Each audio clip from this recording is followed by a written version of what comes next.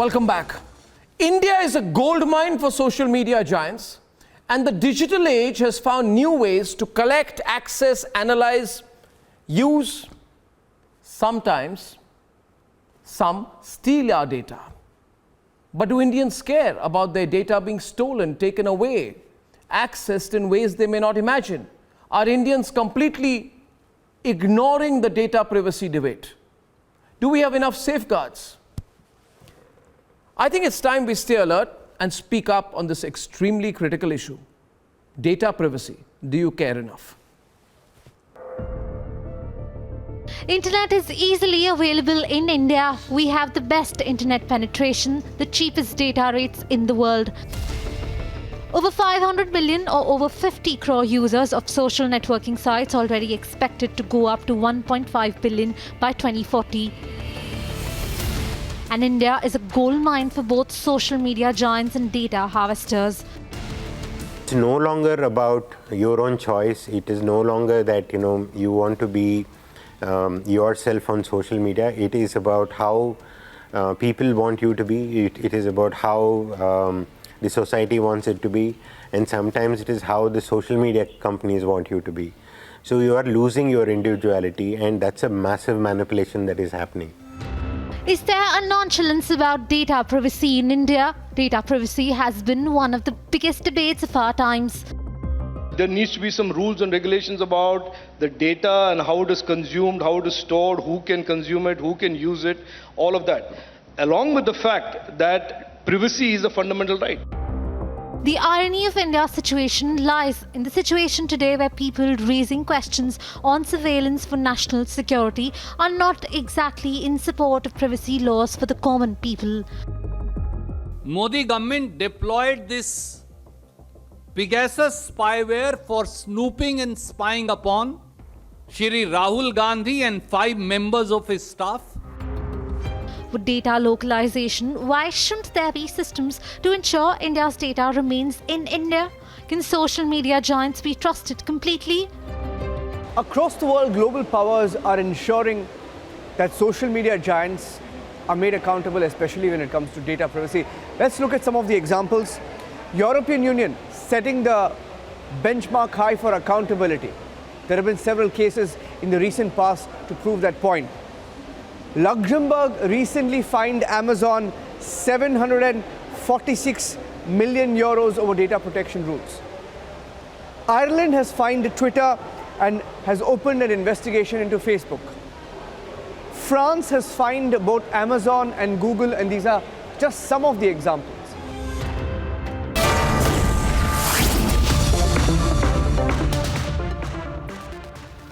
Okay, we have a great panel on this. First, we have A.S. Rajagopal. He's Managing Director and CEO of Mine, M-Y with a capital M-N-Y-N, M-Y-N with a small n, Mine.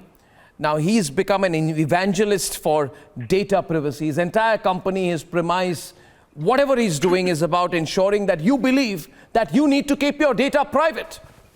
And I don't know if Indians care enough about it. I personally believe that there may be people like Mr. Rajagopalan who become evangelists for data privacy, but I don't think Indians care enough about data privacy. In fact, I think most people don't care enough. Mr. Rajagopalan wants a revolution for data privacy, and I think he's going to be disappointed, Mr. Rajagopalan, because the basic premise is people do not care.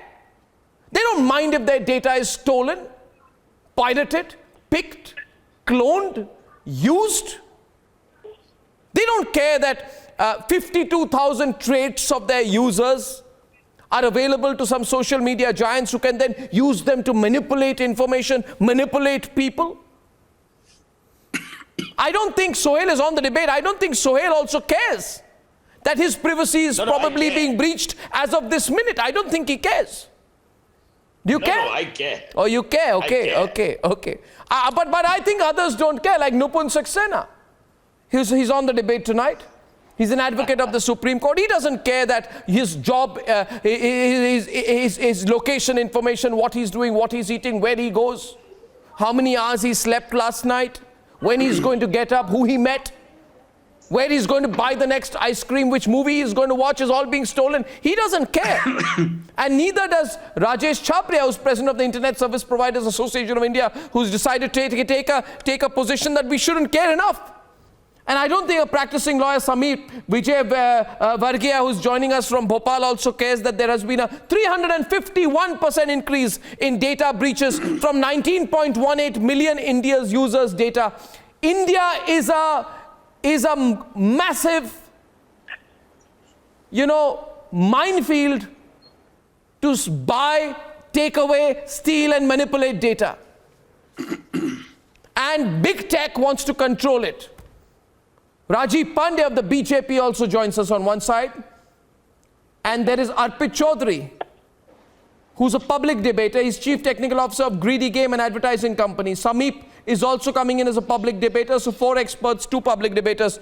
I want Mr. Rajagopalan to begin by building his case. I know you're passionate about it, but I don't know whether you're down a slippery road, Rajagopalan.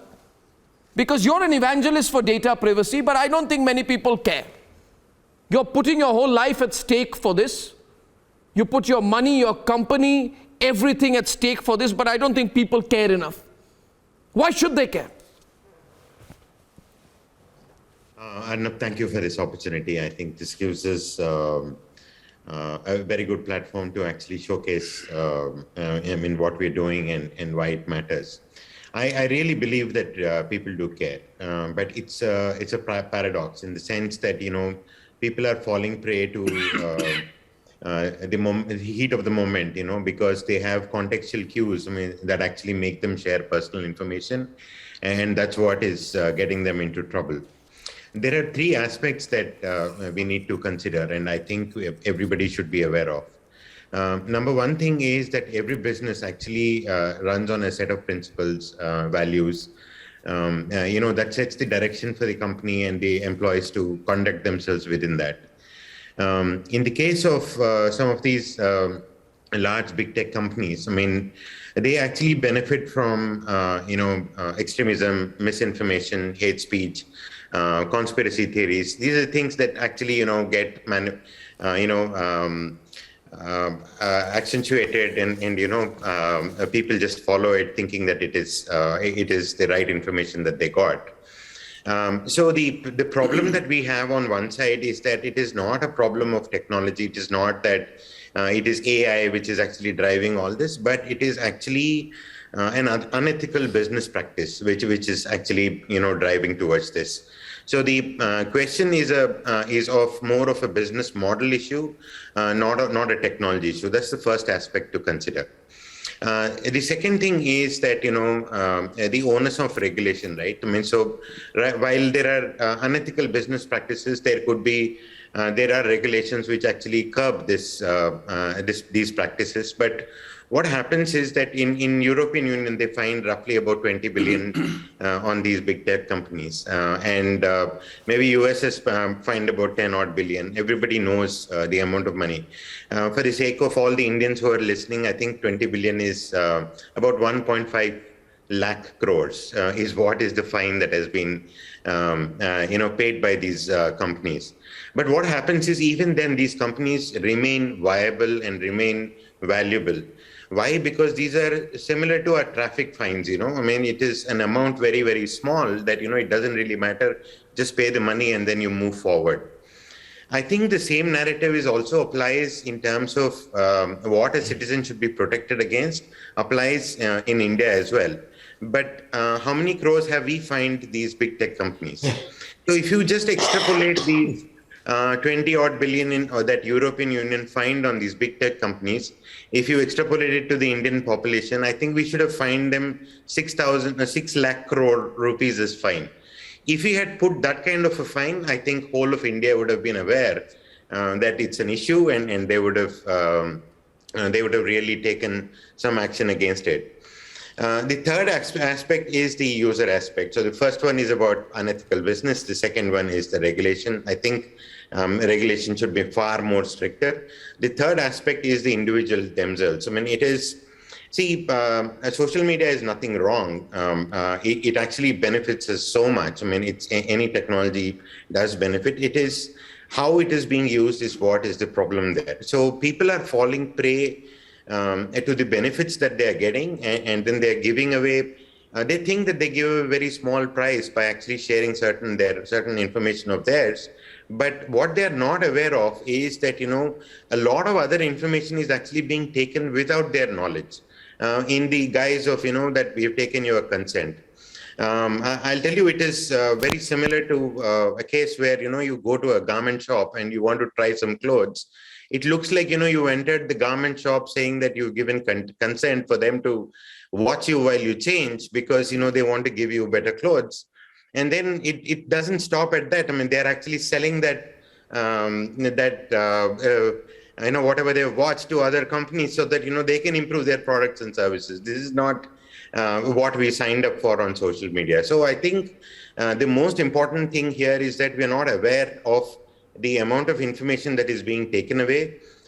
Just 52,000 data points on an individual by a single social media company, I mean, is too much.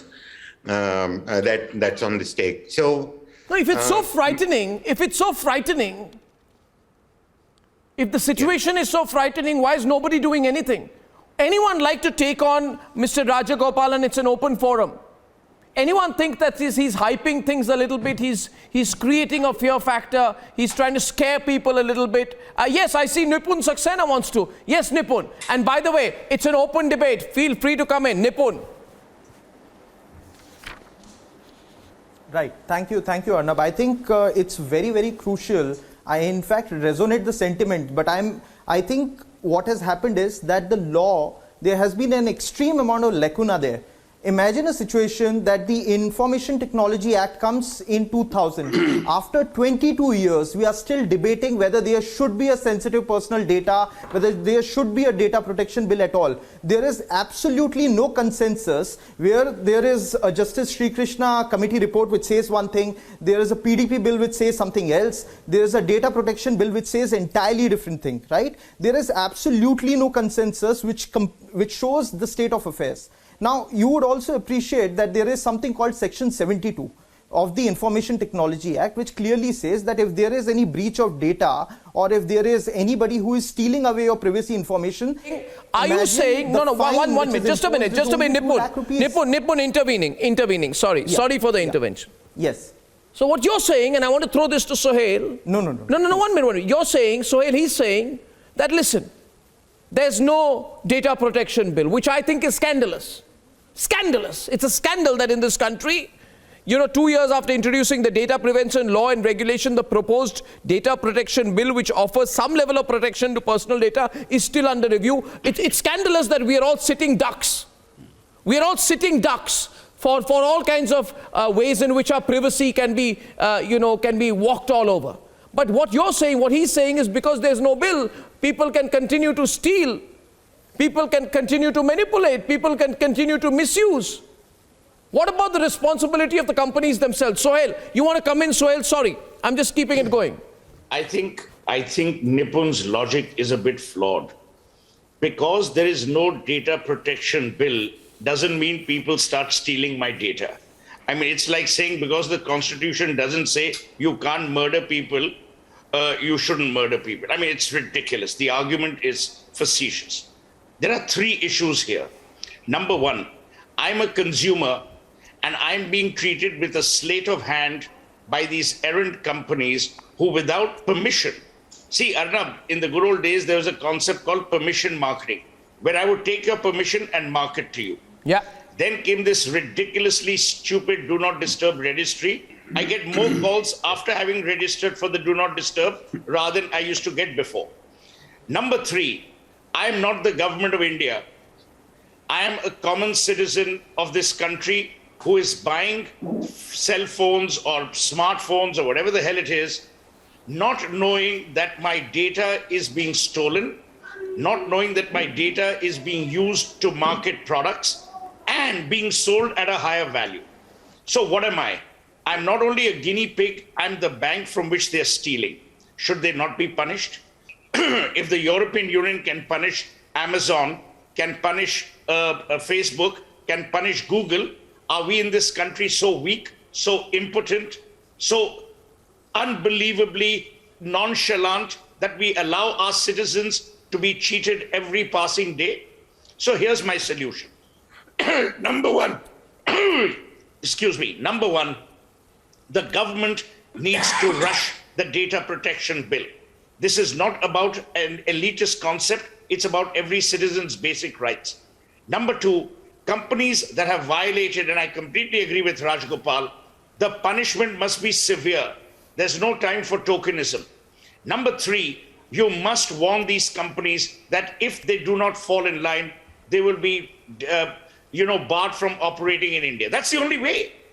Please understand, Arnab, what data protection bill are you talking about? Even on the Pegasus issue, which I don't much care about, the Supreme Court has instituted a committee. There are no statues of committees in any parks. The committee will take a long time. What happens to the consumers' rights, the citizens' rights? So I think what you've started this evening is a very important debate. And the debate is simple. My data belongs to me. If Arnab Goswami wants it, he asks my permission.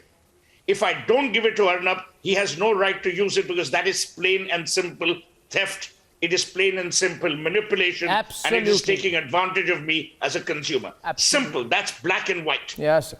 Absolutely. I And my argument to the lawyer and to everyone else, to Rajesh would be that, you see, big companies think they'll get away by managing things. You can't manage things. I think they feel, Rajesh, that they can manage things in India. 12 non-EU countries have data protection laws. We are dragging the inevitable by not having it in India. My argument is about Article 21. I am a citizen of India, and Article 21 of my country's constitution says I have a right to privacy. It's a very fundamental issue. Big companies should not presume that they will walk over my rights. Article 21 of the Constitution says, ladies and gentlemen, no person shall be deprived of his life or personal liberty according to the procedure established by law. So Article 21 of the Indian Constitution guarantees right of privacy. Big tech doesn't care about right of privacy. So big tech doesn't care about the Indian Constitution. Rajesh, how long will they not care? No, they have to care because in 2017, the Supreme Court has made very clearly the privacy, this is the fundamental right. And after that, the government is into the action by creating a JPC on this data protection. And the JPC has already given their suggestion and views. And I think in February, the data protection bill will be presented into the parliament. And very soon it will be passed. You know that we are moving towards the digital India. Millions and millions of people are connecting to the broadband and everybody is concerned with their data protection. Earlier, we were very not caring about our data protection. And even when we are downloading any application, we are giving our consent of use of our data, photos, contact to those applications which are not required. If I am downloading a torch into my phone, they are requiring my contact and my photo. I take it differently also, Rajesh. Rajesh, the way I look at it, and I want to broad base the argument, do we care enough about our country? Rajiv, I want to open the debate in a different direction. Very often the question is put, do you care enough about yourself? That's one way of, do you care about your data? Do you care about your family? Do you care about your loved ones? Do you know that if your child is using a phone here, the person is being tracked, exploited, commercially exploited, personally exploited? Do you realize that every time you download a music app, the amount of data that is available? And are your family members, are you aware of the degree of exploitation which you've probably given in to? By quote unquote giving in your consent, but I'm expanding the argument. Correct. I'm saying today, do we care enough about our country? And why am I saying this today? Do we care enough about our country? Why should big tech control our country? Why should big tech control our country? Clive Humby said data is the new oil. Big tech controls data. Why should citizens, I have a sovereign republic of India. Why should the data of the citizens of a sovereign republic be manipulated and used by foreign companies? Because we are too worried about sucking up Like to the Arnab. New York Times and the Washington Post of this Well world. said, well said, well said, That's the Sohail. problem with the government of India and many governments. They don't want to upset the Western apple cart and then be classified as countries that are either intolerant or very, very dictatorial in their outlook. The reality is that these firms are taking advantage of India's liberal outlook and India's general leniency. But Arnab, you made a very important point at the start. I think the fault also lies, to paraphrase Julius Caesar, the fault also lies in ourselves and not only in our stars. We are very callous when it comes to guarding our data, to guarding our rights, and to guarding our privacy. We allow to be unfettered. This is only going to create more and more trouble. Today, these people are manipulating you as a consumer. Tomorrow, they will manipulate you for everything else, from voting to democratic principles. Everything will come under the radar. Oh yeah, absolutely. Absolutely. Actually, one important point. I mean, actually, we all think that, we are just giving away publicly available information like our name, phone number, Aadhaar card number and all. See, I took out, I'm not on most social media, but I took out, Google has a feature called takeout. I mean, you take out the information that, takeout in the sense it gives you a copy of the information that it has. So I attempted that. It gave me back 8 lakh pages of information. What so do you, it is not, I think citizens should be aware. Can you explain, one minute. Viewers, please, in case you're watching this, you find this interesting, because what we are talking about here is ways that affect you, your family members, your children, your parents, your brothers and sisters, your friends, your loved ones. Things are happening to your data which you are not aware of. Someone's inside your phone, but they're inside every aspect of your life. And they are going to exploit you. They are going to share all information about you. It's going to go flying everywhere. And why this debate is important, why I wanted to do this today, is because either we say, we don't care, let us be exploited, let our country be exploited, or we say, no, we do. And I think we start taking control of our life. So yes, Rajagopalan, I just wanted to put that in context, and I think the very important debate, you can tell others to start switching in if you find this interesting. Rajagopalan, please continue briefly, and then I'm opening it up. Yeah. Yeah, the point that I'm trying to make is that we all think that, we are sharing publicly available information, which is not correct. Google has a feature called Takeout, where you can get a copy of the amount of data that they have collected on you. So I have done that. I mean, they gave me back 16.4 GB of data, which amounts to about 8 lakh pages. I mean, even if I write about myself, I mean, if I remember everything, I don't think I can write 1,000 pages. 8 lakh pages of information about me. So I think it is important that everybody realizes that it is not this basic information that we are talking about. It's not about our phone numbers. It is not about our Aadhaar card number. I mean, those are gone anyway. I mean, there is far more. You're saying, what are you suggesting? Are you saying that information will be misused? Yeah, I mean, because since they have so much information, like Facebook has an algorithm called, it's called FB Learner Flow. So what it does, the algorithm's objective is to predict what you will do next, soon and later. I mean, so it can actually help you predict, help people predict, how you will behave in a given situation. And this is an algorithm which is known to everybody. It's called, a learner flow. I mean, that's what Facebook uses. It uses 2 other algorithms.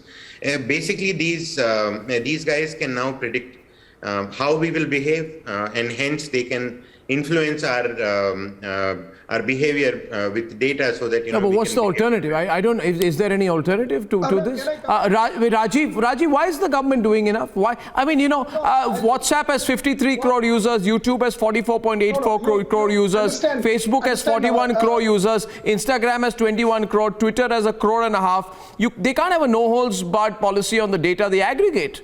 And how many data centers do these companies have in India? How many data centers do these companies have in India? Why should Indian citizens, one minute, just 1 minute. Why should Indian citizens have their data stored in the 10 data centers in North America, 4 data centers in Europe, and 1 data center in Singapore? Arnab, No, why? you will have to. No, I'm sorry, Rajiv. You cannot control them. You cannot control them if you tell them use India as a market. No, Why should my data, why should the data of Indians be in Singapore, Europe and North America? Why not in India? Arnab, what the fellow panelist has just stated, it looks very scary. It is scary. So the data will go. The issue is whether that company can use that data, can sell that data. So for that, there is a personal data protection bill is coming on 19th December. That committee, Joint Parliamentary Committee, has already published the report. It will become law. I'm sorry, but one minute. See, Rajiv, you no 1 minute, Rajiv. Run with Rajiv. Rajiv, 1 minute. You said so much about crypto. What happened? Nothing. What happened on crypto? What did you actually do on crypto? You said it's a danger. People are being misled. It's terrible. Hawala, terrorist money. What happened? What did you do on crypto? Why should I believe you'll do anything on data privacy? No, 100. Now that already that bill is being debated by the JPC. What is the JPC? What is the JPC approach? Arpit is on. Arpit is joining us from Bengaluru as a public debater. Are you happy with this response? Are you happy with this response? No, not at all. Arpit. Not at all. I just want to take this off in a different way. Public debate, Arpit Chaudhary. Right. I just want to take this off in a different way and just make everybody realize how the gravity of the situation is like. Right. So you have, this younger generation of people who are getting exposed to all smartphones and all digital content. Right. And even during the pandemic, every classes and all the things are happening online. Right. Now, all this data or the activity that is being done on these apps or the games that these kids are playing is being tracked online and then being repackaged and sold to other companies for better either targeting or selling them, new content or, buying or even predicting what they would like to watch even where they have actually watched it. So the whole point of how big this problem is highly misstated. And the second part comes in the permanence of this activity that's there, right? The permanence of the data activity that's been logged online stands for years. It's not something that's momentary that you just like the photograph and it's just lost in the system. Yeah. If you just go behind some time and look at how the American elections had the Cambridge Analytica scandal. The surveys and the apps and all the data was taken in 2010 and then influenced an election in 2016. So it's not something that just goes off in a year or so or in some amount of time. It has repercussions that are lasting, a very, very long amount of time. Yep. And these models are all targeted towards, psychologically influencing consumers into buying their next meal or even the next product or any e-commerce purchase. Yeah. This is fantastic points by a public debate. I was just talking about this. I see Sameep wanting to come in. Actually, let Sameep respond, then I'll say. Sameep, public debater, practicing lawyer from Bhopal. Go ahead, Sameep. See, data in today's digital time is identity of an individual, which brings us to a scenario where there are two ways which are affecting us. One, as rightly Sohail has pointed out, is related to permission marketing. So when we talk about that, definitely all the companies are using that in a way like, say, for example, Facebook. If you're a user of Facebook, you have to give consent, otherwise you won't have access. People are choosing not to use, but they are very few. Same case goes on and on. Now, there have been judgments which have brought in right to forget, which has come out as a new right, which is now being enforced. Various courts have started enforcing that as well. So now it's a fundamental right to forget. So basically you can erase, all your digital identity, but then again, that has its consequences. So what is required with respect to that is creating not just the basic laws, but a policy about how the data is managed, how it is tracked and so on. But that is just one part of one issue.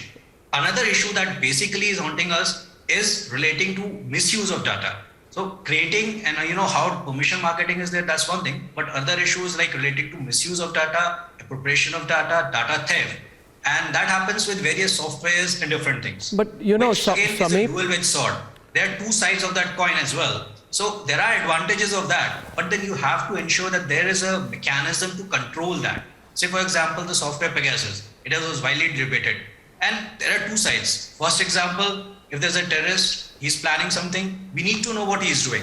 A software like that gives us information, lets us track his whereabouts, his plans, lets us terminate that without it happening. It's a fantastic thing for us. You know, as a nation, we want nation. Nation comes first, right? But then it is individuals and citizens which make a nation. So how do you create that balance? No, I think the only way, I want Sohail to come in, the only way to do this, I deliberately brought in the nationalist narrative because I want Indians to know what's happening. And just earlier, my last debate, Samit, before this, was on decolonization. And while we are talking of decolonization, I think we are being, Sohail, recolonized. Because all Indian data is being colonized in the absence of any protection. And I want to tell Indians, you're being colonized all over again. And this is an irretrievable process if we don't stop it now. Yes, Sohail? Very slowly, we will cease to be citizens of the Republic of India, and we will willy-nilly, without our permission, become citizens of the Republic of Facebook or the Republic of Google. Let me tell you why. As a citizen of my country, of my beloved country, it is the business of my government to protect all my rights. One of the rights is my right of identity and my right to privacy. If a company which is operating on the sovereign territories of India violates that cardinal principle, the company is not responsible, Arnab. My government is responsible. All right, Rajiv is on the right. Yeah. I'm not a citizen accountable to Mark Zuckerberg and his cronies. Yeah. So, Mr. Modi as my Prime Minister and my government is responsible for ensuring that my privacy is maintained. And I think the government has its heart in the right place. But as Rajiv Pandey said, that if there's a JPC, then it'll go to Parliament. I mean, by that time, everything will be stolen. Forget data. Parliament needs to also understand. Rajiv, I didn't interrupt you. I suggest you do the same. My point is that Parliament must be convinced through debates like this that this is a very urgent and very bipartisan activity that they need to undertake quickly. There is no time to be wasted on this. Because please understand, they will influence the political destiny of India also in a subterfuge manner. If you remember, Arnab, the debate, the pre-Trump and during Biden, the pre-Biden era was how Facebook was manipulating the way people voted in America. Do you want a similar situation in India? We don't. So someone has got to take a stand. Mr. Modi has shown firmness. I believe Narendra Modi has the courage and he has shown firmness to deal with these people like he dealt with Twitter. Show the same firmness. But at the same time, people need to push. Yes, Rajiv. Rajiv, break the big tech hegemony. Please take drastic steps. The European Union has unveiled sweeping new rules to rein in digital hegemony. You must really weigh in for the Indian citizen. You must think of what is happening. The citizen can't fight for himself. The government needs to. Arnab, I completely agree with your understanding and what Sohail Saab has said. This bill is going to become act very soon. I am telling you, this bill is going to become an act. Tomorrow, government should stop using WhatsApp and Gmail. Can they do that? That's the first step they have to take. Rajiv Pandey, my friend, John Maynard Keynes said, in the long run, we are all dead. So, don't say it's coming. The bill is coming. So is Christmas. We want the bill to be implemented. We want the citizens' rights to be restored. We want the citizens' privacy to be managed by the citizen. You cannot abrogate that responsibility, my friend. To tell me as a citizen that Parliament will discuss it, I don't give a damn about the discussion.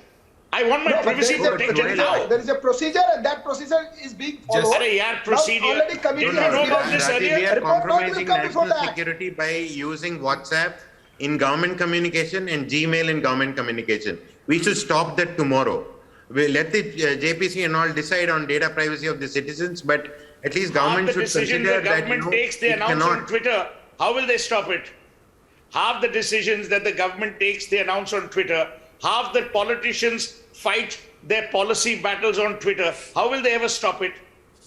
Now, do you want the Supreme Court to micromanage everything? We don't. So let Parliament and let... See, we don't even need to get into that. There is a stop way, interim way. There is an interim way. See, be it Facebook, be it Google, all of them have their own policies. No, put this, wait a policies minute. No, I think... How to handle this, how to ensure data privacy. Samir. What can be done is, if the government audits that. Samir, these are all... Samir, I think what we need to do in this remaining part of the debate, we need to talk about where the citizen comes in. Your data is being stolen. The fundamental issue is your data. I began by that. But do you care? I think there is an air of we give a damn carelessness about data privacy. People do not think it is a big deal if a phone number, an email, or even the emails themselves are accessed by anyone. I don't think people care enough. That is the problem. That is a major problem. People do not. Nipun. I mean, it's so easy when you see people are willing to give up all that. I think one of... Yes, Arnab, thanks. I think one of the core problems out here... The state of affairs is that we have seen a massive leak with MobiQuick. We have seen a massive leak with the data which was stored with Big Basket. There has also been specific instances of internet and private data being sold on dark web. We are in a state of affair where all of this has been carried out systematically since the year 2000 itself. And in 2022, we are still debating whether there should be a data protection bill at all. There is also a very important point that I want to bring to your notice. The Supreme Court of India and K.S. Puttaswamy had clearly said that the right to privacy includes informational privacy, which is to say the right to opt out. So it's my choice whether I want to opt out. Now what these big companies do is they don't give me that choice to opt out. Now GDPR says, which is of course the umbrella laws which exist in the EU and elsewhere, says that there has to be a checklist. Indian websites are to conform to that GDPR, whereas if any website has to operate in India, the same logic does not suffice. I mean, because there is no system in place. If there is no mechanism in place, there is no potentiality to take any consent. So the point is very simply this. Your informational privacy, which is the right to say no, the right to opt out, only exists on paper in absence of any possible regime in play. And I think that's very, very serious because the Information Technology Act has been in existence since 2000. But this very important facet of it, which is Section 57, let's say... Also explain this. You're saying that a citizen can opt in but can't opt out? Sounds like Hotel California. Yes, that's the problem. Right to opt out and right to definitely is No, I want Rajesh to come in on this. Rajesh. Just 1 minute, Samit. Rajesh. It's already 5 years in 2017 when the Supreme Court has given their instruction for the data protection law.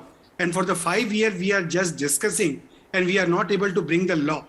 While understanding that this is a very important thing and this has to be adopted when already the GDPR in Europe has passed. Why not we are taking the similar action in India to protect the data of our countrymen? Why are we afraid of taking in the big tech companies? Why should we not come down heavily on the big tech companies? Are we scared of them? I think so, Arnab. Are we scared of them? Because every politicians are using the big tech company. Pardon me? They are not... All the big companies are being protected by the politician because every politician is using their platform for their communication. Rajesh, is this Rajesh? This is now bringing us to a very serious and fundamental issue. You are saying that the politicians of our country are not doing enough to protect the citizens of the country because they have their own understanding with the big tech companies. Are you saying that?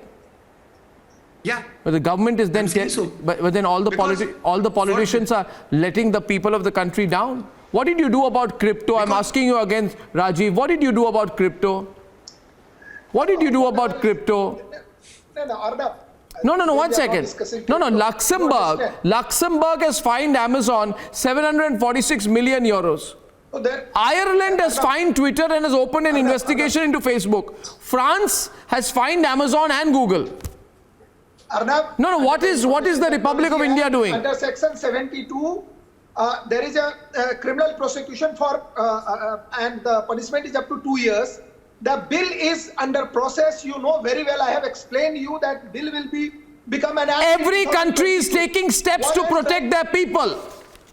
Yes, and this country is also on the same lines. Just to understand how far behind we are. That's an incorrect reading. No, Arpit is coming into the debate. Arpit is coming in. Yes, Arpit. Public debater, taking him on.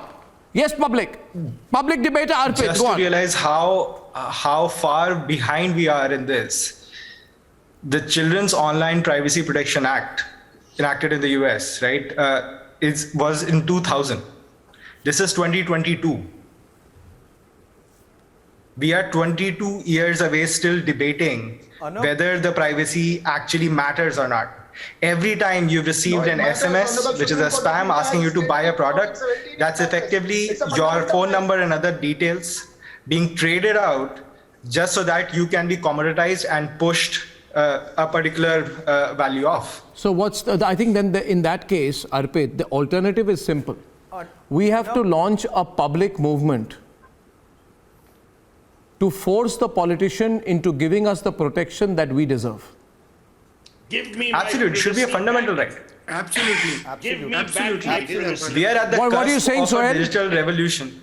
The hashtag that Republic should promote is give me back my privacy, or give my privacy back to me.